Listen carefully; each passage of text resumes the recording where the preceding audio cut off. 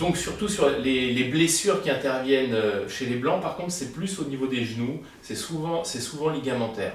Oui. Très très souvent, c'est là où ça casse, au niveau des genoux. Ouais, ou les croisés. Ouais. Les croisés, c'est... Toi, tu vois ça souvent? Ouais, Parce que moi, souvent. toi, c'est un truc que je n'ai pas étudié. Enfin, ensuite, ça dépend des activités, Quel sport est pratiqué? quel sport ils pratiquent. Moi, j'ai vu surtout les déchirures aux ischios chez les Africains, en général, dans les démarrages, tu vois. Ouais, les claquages Les aussi. voilà, les claquages, déchirures musculaires. Les claquages, c'est des déchirures Oui, musculaires, c'est hein, une tout déchirure simplement. musculaire. Parce qu'en général, l'Africain, en plus, il prend d'accélération beaucoup plus que il va très très vite à un moment. Donc, les tensions mises dans les ischios sont plus importantes. Ouais. Et il a les ischios beaucoup plus tendineux que l'Européen, parce que lui, il récupère beaucoup plus d'énergie sur ses ischios. Il se déplace, comme j'ai dit, sur des ressorts. Hein. Donc, il a des élastiques. Hein. Il a l'élastique des ischios qui se tend pour empêcher le muscle de basculer en avant, tu vois, lors des réceptions. Donc ça récupère l'énergie cinétique. C'est des tensions énormes. Et comme lui, il est adapté à se déplacer avec les ischios fessiers, ischio-mollets en récupération énergétique et fessiers en propulsion, c'est là, dans les tensions sur les ischios, qu'il va péter. Donc il va péter au niveau des ischios et aussi au niveau des mollets, des ruptures tendineuses. Et alors pire, comme ils sont adaptés au climat chaud, au climat tropical en général humide ou au climat équatorial, des fois, climat chaud, en hiver, ça leur pose énormément de problèmes. Ils sont obligés de s'échauffer 2 fois plus qu'un Européen. Un Européen qui a un système de vascularisation par contraction, hein, et contraction musculaire aussi, y compris les vaisseaux. Et même aux extrémités, vasodilatation, vasoconstriction des vaisseaux permanents, c'est pour ça qu'on rougit, hein, qui est fait en réalité pour réchauffer toute cette zone, empêcher de geler, et réchauffer en même temps les muscles hein, autour. Et petite question. L'Européen, lui, a les muscles qui chauffent plus vite en hiver, et l'Africain moins. Donc, si les muscles ne sont pas assez réchauffés pour un Africain, il va y avoir des différences dans la tension musculaire, et sous des fortes contraintes la tension musculaire, donc les fils ne vont pas être toutes tendues de la même façon ou trop tendues, et à un effort violent, ça va casser, parce qu'il n'y aura pas une répartition. C'est pour ça qu'en hiver, par exemple... D'accord, et question, parce que là, on a parlé des Européens et on a parlé des Africains, mais des peuples qui sont très métissés, par exemple, comme les Brésiliens, les Amérindiens et tout ça, ils ont aussi des problèmes d'adaptation. On parle souvent que des Brésiliens, ils ont des problèmes d'adaptation. Ils ont souvent, parce qu'ils sont beaucoup métissés entre Amérindiens, beaucoup de Noirs qui étaient des anciens esclaves qui ont été envoyés au Brésil et tout ça, qui se sont métissés. Mais beaucoup de Brésiliens, quand ils arrivent en Europe, ils ont beaucoup de problèmes d'adaptation. Oui, mais ensuite, il y a en dehors de ça, il y a aussi la compétition, la façon dont on pratique le sport. En Amérique du Sud, c'est pas la même chose que la façon dont on parle le sport. Au niveau de la préparation Au niveau de la préparation. Donc il y a aussi toute une phase d'adaptation, si tu veux, de préparation physique, qui est pas évidente pour les joueurs, en tout cas, ensuite ça dépend des sports. Là je pense au foot, pour les joueurs d'Amérique du Sud. Regarde comme Rai, par exemple, brésilien, a mis du temps à s'adapter. Il lui a fallu plus d'un an d'adaptation pour trouver son rythme de carrière. Il y en a beaucoup. Hein, la différence principale, c'est quoi entre l'entraînement en Amérique du Sud et l'entraînement en Europe? La condition, l'exigence, la façon de travailler est différente. En Europe, ils insistent beaucoup plus sur le physique, alors qu'on va dire... On fait beaucoup plus de foncier. Ouais, il y a beaucoup plus on de est beaucoup foncier. plus dans la technique, on laisse un peu tomber le foncier, la préparation, le renforcement musculaire en Amérique du Sud, et on le travaille beaucoup plus en Europe. Moins maintenant, parce qu'ils ont beaucoup progressé. Oui, maintenant ça a beaucoup ça. Mais maintenant, ça s'est uniformisé. Et les Asiatiques, alors quel est leur... Les Asiatiques, c'est à la base quasiment comme des... Alors, on ne peut pas dire asiatiques, parce que c'est comme les Européens, il y a différentes morphologies chez les Européens. Oui, bien sûr. Disons, commençons par... Quand on voit des Européens du Nord, ce sont des mecs qui sont longilignes. Ouais. Mais ils ne sont pas longilignes parce que c'est une adaptation à la base à la chaleur, comme les Africains. Les grandes jambes, buste court, maximum de peau pour thermoréguler, éviter de monter en surchauffe, tu vois, par la sueur.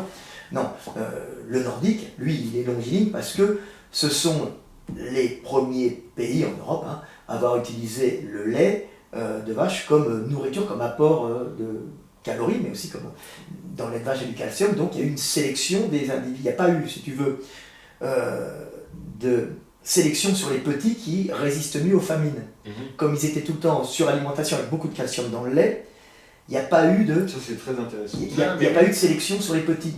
Les petits résistent mieux aux famines parce qu'ils consomment moins.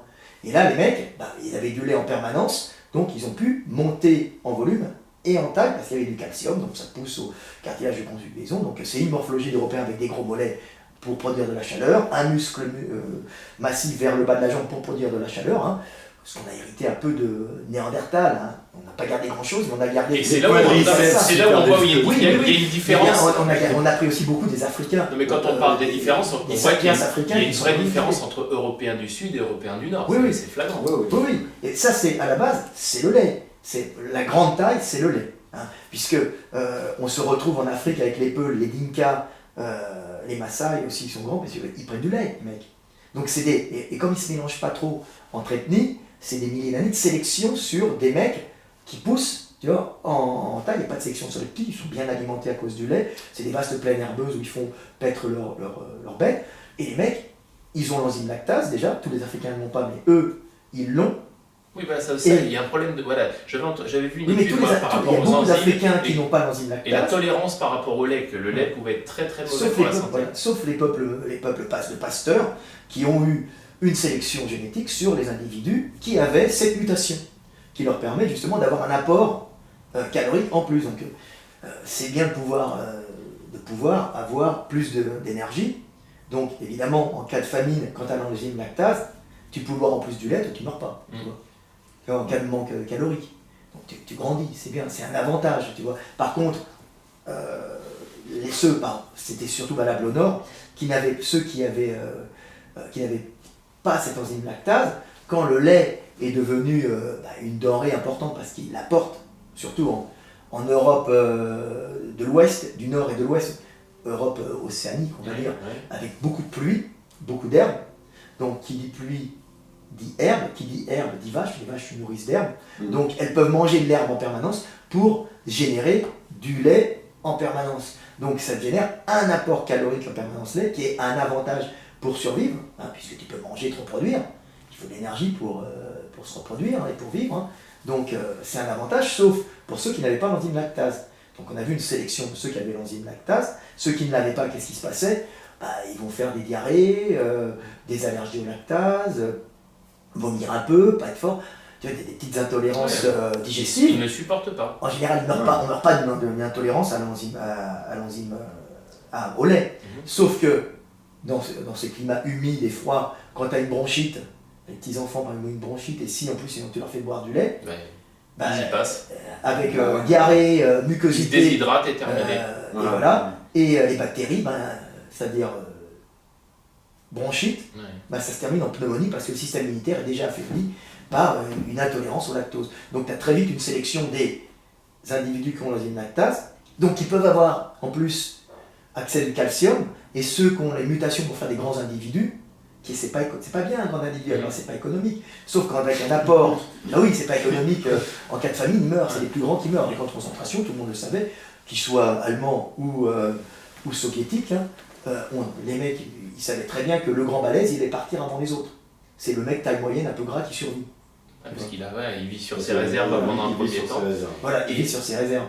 Donc, quand tu es en surabondance de calorique, plus du calcium, tu vois, c'est les individus qui ont des gènes permettant la prolifération des cellules qui vont faire l'os.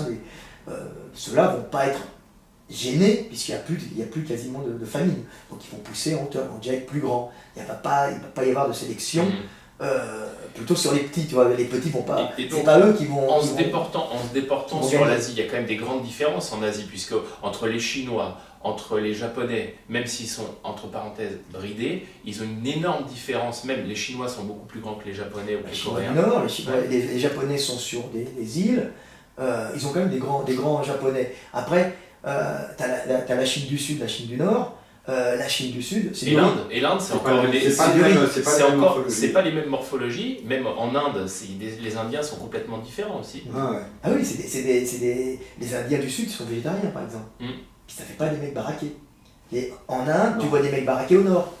Parce que Ça, c'est un autre sujet de dire on peut compenser quand même la viande, tout ça. Pareil, il paraît que la viande c'est très mauvais. Après, ça c'est des sujets. Voilà. La viande c'est très mauvais pour ceux qui n'ont pas des adaptations à la digestion de la viande. Les pays du Nord sont des pays qui ont basé leur économie, leur survie en général, sur la viande l'hiver. Parce qu'il ne reste plus quasiment de végétaux. Tu peux manger des fruits et des légumes. Tu es obligé d'avoir des animaux, mettre du fourrage de côté, avoir des animaux qui bouffent qui bouffent du fourrage, et puis t'en tues un de temps en temps l'hiver pour avoir de la viande. Ils prennent du cochon, le cochon il est bien gras, ils nourrissent... Ça, les Allemands, voilà. Quand on parle des Allemands, c'est leur spécialité. Non, mais le par cochon. exemple, nous en Europe et en On France, tue le cochon en on février, a, je on crois, a un truc comme tendance ça. à se dire qu'il faut absolument avoir une base de protéines qui est très importante, qu'il faut prendre de la viande blanche, il y a toute une en sommant Non, mais c'est une église, ça, de dire, voilà, de la bien pensée, il faut, voilà, tout le monde, on Mais est, en fait, on est tous différents. On est Les formaté Indiens, par rapport à ça. les Indiens du Sud qui sont végétariens, ils ont été séqués pour... Ils mangent essentiellement des végétaux, des agriculteurs. Oui, oui, oui. Essentiellement, ils mangent très peu de viande, d'ailleurs ils n'en mangent pas en général, ils mangent du lait, ils n'ont pas le droit. Mais eux arrivent à survivre avec ce régime-là, ils arrivent même à synthétiser certains acides gras essentiels. Que nous, par exemple, si on s'adaptait et qu'on faisait comme eux, on serait en carence on serait alimentaire. en carence alimentaire, carence sur certaines graisses, Bien sûr. sur certains acides gras essentiels, et on va vite dégénérer. Parce qu'il faut savoir que la nourriture, entre parenthèses, carnée, c'est pas la protéine musculaire qui est le plus important pour nous les Européens. C'est le gras qu'on utilisait pour survivre l'hiver. On a Le stockage. Voilà, le stockage. Le muscle se dégrade beaucoup plus lentement qu'on ne le croit. Oui. On arrive à conserver son muscle, c'est ce qui part en dernier. Mais le gras, nous les Européens, on en a besoin. On en stocke et on en a besoin. Tu regardes les grizzlies, par exemple, qui sont habitués à hiberner. Tu les vois bouffer du saumon. Tu vois, En plus, c'est très grave. voilà. Oui, oui, Qu'est-ce c'est qu'ils vrai. font pour grossir, pour accumuler du gras? Ils sont sur les rivières, ils chopent les saumons, ils arrachent la peau, ils mangent la peau et ils balancent le reste. Parce que c'est la peau qui est le plus gras. Parce qu'ils font du stock et ils utilisent ce gras pour survivre l'air, et comme ils ne dépensent pas beaucoup d'énergie en dormant, ils n'arrivent pas, ils catabolisent pas beaucoup leurs fibres, ils détruisent pas beaucoup leurs fibres musculaires. On n'a pas encore inventé l'hibernation. Et l'Européen, pareil, on pense qu'il mangeait beaucoup de viande, oui, il mange plus de viande, mais c'est surtout le collagène, donc les structures de maintien de l'organisme, les fibres de collagène, les protéines qui sont importantes, et les graisses pour tenir l'hiver. C'est Otzi. Tu sais, Otzi, l'homme qu'on a retrouvé dans les Alpes, je crois, entre italienne et autrichienne. Le congelé, là où il y a une dizaine d'années, l'hibernatus. Hibernatus. Ah oui, C'est un oui, Européen. oui. Ils ont fait une analyse de son estomac. Il s'était empiffré de graisse de chèvre. C'est-à-dire que les mecs, ils pensent que c'est la protéine. Mais non, les gars, la protéine, c'est bon, mais les muscles se dégradent beaucoup plus lentement qu'on ne le croit. C'est le gras que les Européens utilisent plus que les hydrates de carbone. Alors que quand tu passes au sud, déjà tu passes chez les Italiens, les mecs ils mangent des pâtes. Ouais. Au nord, ils mangent plus de gras. Pourquoi? Parce que Le climat. le climat. Tu as du Bien blé, sûr. l'Italie c'est du blé. Les mecs mangent du blé, puis ils mangent un peu de viande. La copa, t'en mets un petit peu, tu connais ça. T'en mets pas beaucoup, tu fais pas. T'en mets un petit peu pour Non, mais arroser c'est vrai qu'au nord de l'Italie, ils mangent beaucoup plus. des tomates, des fruits et légumes. Ils mangent beaucoup plus de charcuterie, tout ça, parce qu'il fait plus froid l'hiver, il y a de la neige et tout ça, de tout ce qui est dans le Piémont, même en Toscane, tout ça. Et au sud, ils mangent plus de poissons. Mais après, chaque pays, voilà.